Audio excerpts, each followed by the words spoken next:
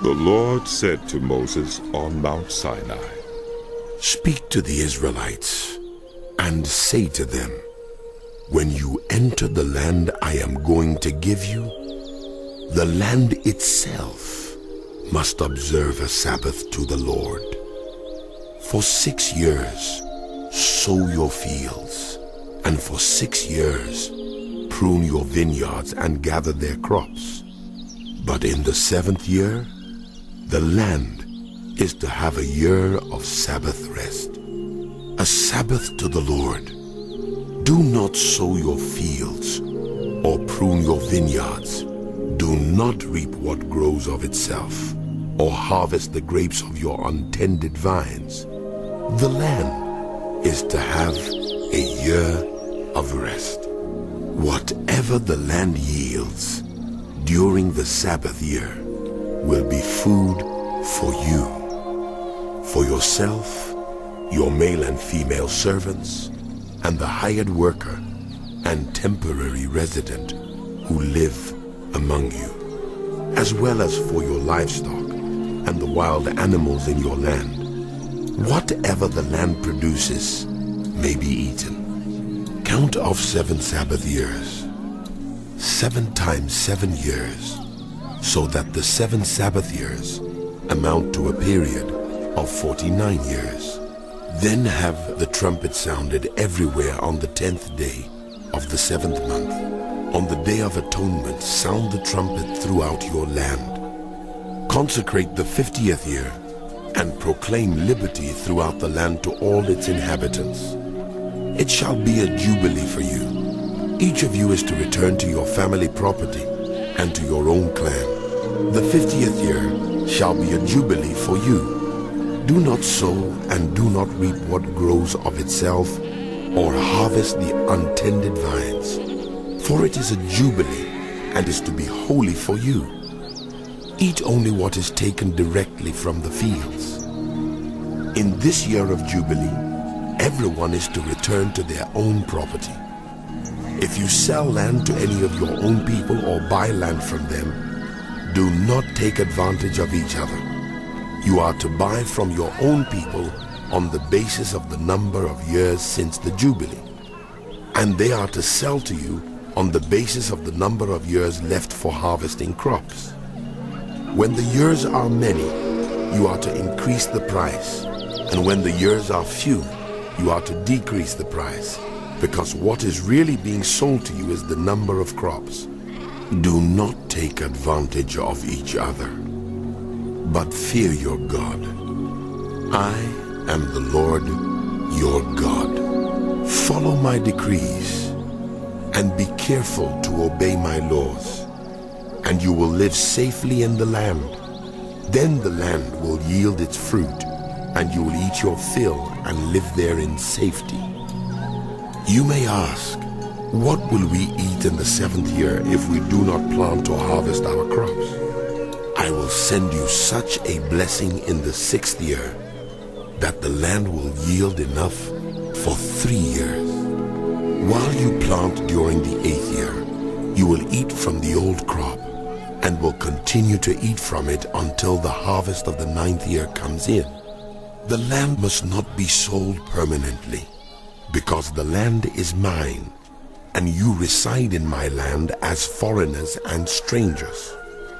Throughout the land that you hold as a possession, you must provide for the redemption of the land. If anyone among you becomes poor and sells some of their property, their nearest relative is to come and redeem what they have sold. If, however, there is no one to redeem it for them, but later on they prosper and acquire sufficient means to redeem it themselves, they are to determine the value for the years since they sold it and refund the balance to the one to whom they sold it. They can then go back to their own property. But if they do not acquire the means to repay, what was sold will remain in the possession of the buyer until the year of Jubilee. It will be returned in the Jubilee, and they can then go back to their property. Anyone who sells a house in a walled city retains the right of redemption a full year after its sale. During that time, the seller may redeem it. If it is not redeemed before a full year has passed, the house in the walled city shall belong permanently to the buyer and the buyer's descendants.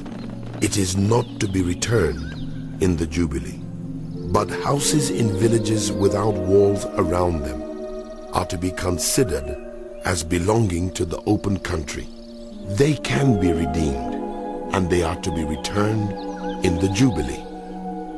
The Levites always have the right to redeem their houses in the Levitical towns which they possess. So the property of the Levites is redeemable. That is, a house sold in any town they hold, and is to be returned in the Jubilee, because the houses in the towns of the Levites are their property among the Israelites. But the pasture land belonging to their towns must not be sold. It is their permanent possession. If any of your own people become poor and are unable to support themselves among you, help them as you would a foreigner and stranger, so they can continue to live among you. Do not take interest or any profit from them, but fear your God, so that your poor neighbors may continue to live among you. You must not lend them money at interest or sell them food at a profit.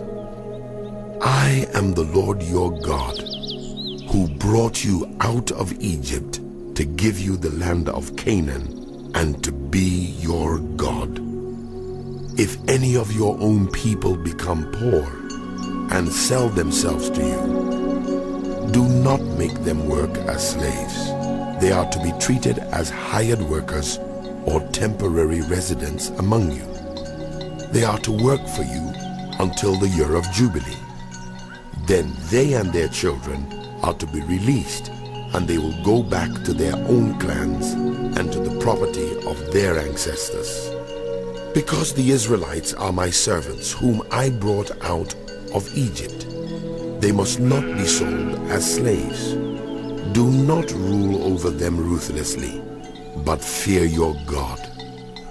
Your male and female slaves are to come from the nations around you. From them you may buy slaves.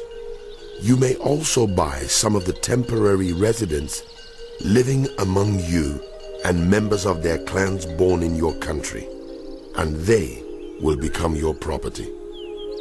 You can bequeath them to your children as inherited property and can make them slaves for life, but you must not rule over your fellow Israelites ruthlessly.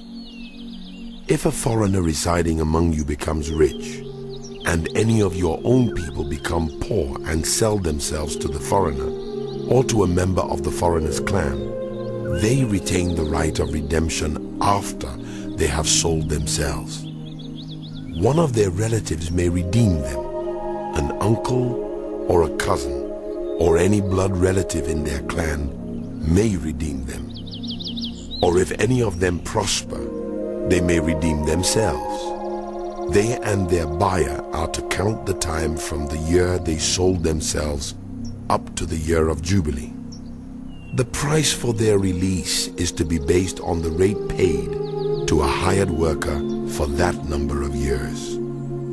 If many years remain, they must pay for their redemption a larger share of the price paid for them. If only a few years remain until the year of Jubilee, they are to compute that and pay for their redemption accordingly. They are to be treated as hired workers from year to year.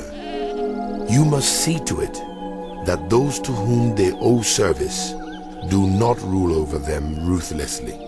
Even if they are not redeemed in any of these ways, they and their children are to be released in the year of Jubilee.